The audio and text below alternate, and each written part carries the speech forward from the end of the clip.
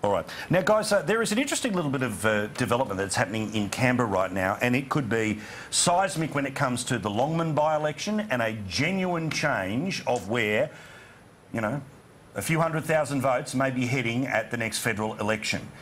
A letter has been released to this program from One Nation. It is a direct correspondence between Pauline Hanson and Bill Shorten. This is the letter that has been sent today, and it makes very clear, and I will read it to you now, which is that Mr Shorten, with the looming by-election in the seat of Longman and the federal election likely within 12 months, One Nation and its supporters are seeking an assurance from you as the leader of the ALP that you will guarantee placing the Greens at the bottom of all Labor how-to vote cards.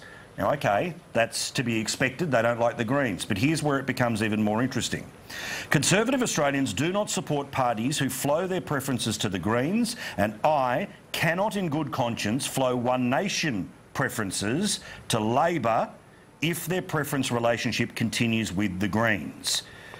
She then goes on to say she looks forward to the response because this is the time where she is deciding what to do with Labor on One Nation how to vote cards at the next election and that Longman by-election.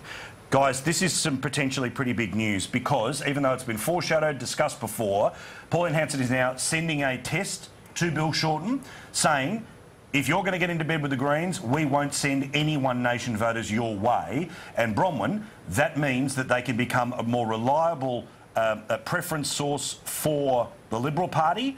Now, the question for me is going to be whether the Liberal Party is going to mess the bed like they have every other time this has come up, or they just say, we'll take preferences from anywhere and we won't take any lectures from the Labor Party because they take preferences from the Greens. What do you think of this correspondence? I think it's a very smart piece of correspondence because the demonisation of Pauline Hanson, and remember, she was the first political prisoner we've had in this country when she was sent to jail for an offence she did not commit.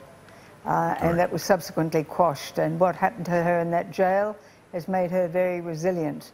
And I think the nonsense that goes on when people think it's okay for the Labor Party to be elected on Greens preferences, when these people are so subversive that their policies are so anti-Australian that they really can't stand the Australian people, I think it's about time that there was a unilateral declaration that the Greens go last. I think one of the big mistakes the Liberal Party ever made was giving preferences to that sole Green representative in the lower house. It was much better when it was a Labor Party person, not a Green. Now, Darren, this is obviously an interesting situation because at times One Nation preferences have helped Labor candidates, I think, in many ways because they were against the sitting MP. There was difficulties for the LNP in Queensland, and some places it helped Labor, some places it hurt. But the idea about One Nation's membership and its preference flow can kind of be at times 50-50. It now seems Senator Hanson wants to lock this in here, which is if you back One Nation at the top of the ticket, you're going to have to get to the Libs before you get to Labor because Labor back the Greens. There's a couple of things I would say. Firstly, it wasn't the Labor Party that put Pauline Hanson in jail. That's the first one. But look, those preference deals have been a little bit vexed for multiple parties in recent times. Obviously, the Gillard government signing up with Bob Brown was troublesome, to say the least, and the Liberal Party's got itself tongue-tied, firstly in Western Australia and also in Queensland.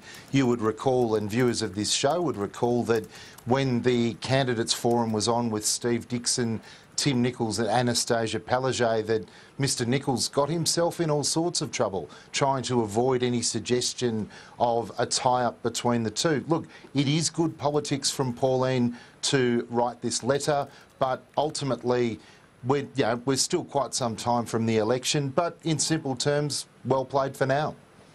Yeah, all right. And Senator Zazelja here, you've seen the way that that Pauline Hanson's been treated by the Labor Party.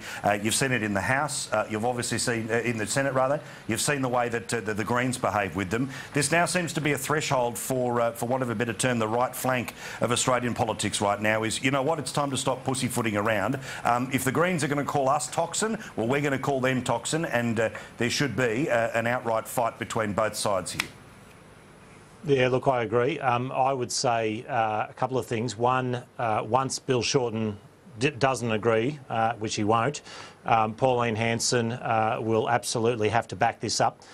She will have to back it up by One Nation putting Labor and the Greens last, and that is going to be a test for Pauline, as well as we know which way Bill Shorten will go. He will go for the Greens' preferences because they are absolutely critical to them, because there is no doubt that the Greens are the most destructive force in Australian politics. If you look at, you know, they get about as much coverage as the major parties on places like the ABC, yet they still poll at about 8%. So the Australian people, despite being inundated with Greens messages on our national broadcaster, reject them soundly every election. And the sooner Labor realises that they need to distance themselves from them, the better. But it is up to One Nation and Pauline Hanson now to back this up and to put Labor and the Greens last. It's fascinating stuff. Let's talk about the